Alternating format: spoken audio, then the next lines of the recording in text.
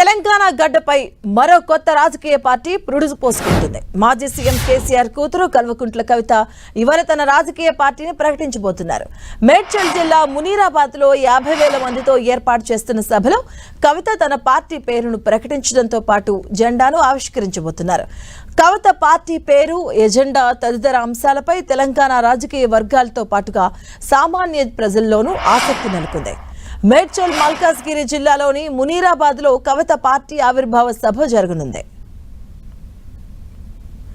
ఇదే అంశానికి సంబంధించిన పూర్తి అప్డేట్స్ మా కరెస్పాండెంట్ కరుణాకర్ అందిస్తారు. కరుణాకర్, మాధవి, తెలంగాణ రాజకీయాల్లో మరో కొత్త అధ్యాయం ప్రారంభం కాబోతుంది. మాజీ ముఖ్యమంత్రి బీఆర్ఎస్ అధినేత కేసీఆర్ కూతురు కల్వకుంట్ల కవిత తన కొత్త రాజకీయ పార్టీని మరికాసేపట్లో ప్రకటించబోతున్నారు. మేడ్చల్ జిల్లా మునీరాబాద్లోని ప్రైవేట్ కన్వెన్షన్ హాల్లో కవిత ఈ రాజకీయ పార్టీ ఆవిర్భావ సభను ఏర్పాటు చేశారు.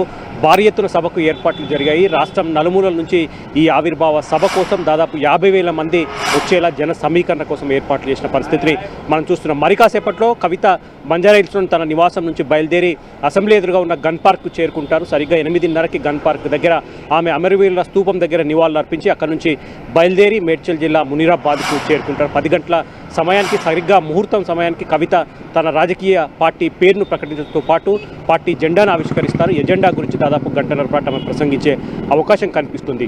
ముఖ్యంగా కవిత ప్రకటించబోయే రాజకీయ పార్టీ పేరుపై సర్వత్రా ఉత్కంఠ కొనసాగుతున్న పరిస్థితిని మనం చూస్తున్నాం. మనకున్న సమాచారం మేరకు కవిత తన రాజకీయ పార్టీ పేరును తెలంగాణ ప్రజా జాగృతి పార్టీగా నామకరణం చేసినట్టు తెలుస్తుంది. ఆమె ఎన్నికల సంఘానికి దాదాపు 4 పేర్లను పరిశీలనకు పంపించినట్టు తెలుస్తుంది. అందులో మొట్టమొదటి పేరు తెలంగాణ ప్రజా జాగృతి పార్టీగా ఉంది.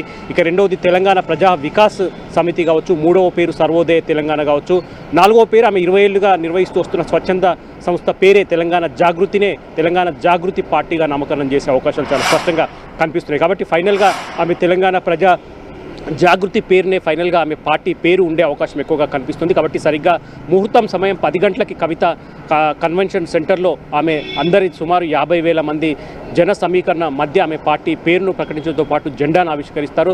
ఆ తర్వాత తాను రాజకీయ పార్టీని ఎందుకు ఏర్పాటు చేయాల్సి వచ్చింది, తెలంగాణలో ఉన్న ప్రస్తుత రాజకీయ సామాజిక పరిణామాలన్నిటిపైన కూడా ఆమె మాట్లాడి తన రాజకీయ పార్టీ ఎందుకు ఏర్పాటు చేయాల్సి ఉంటుంది ప్రజలకు ఆమె వివరించే అవకాశం కనిపిస్తుంది. కాబట్టి మరి కాసేపట్లో కవిత తన నివాసం నుంచి బయలుదేరి అమరవీరుల స్తూపం దగ్గర నివాళులు అర్పించి భారీ వాహనాల క్యాన్వాయ్తో ఆమె మునీరాబాద్ చేరుకుని అక్కడ 10 గంటలకు పార్టీని ప్రకటించే పరిస్థితిని మనం చూస్తున్నాం. Thank you Karunakar.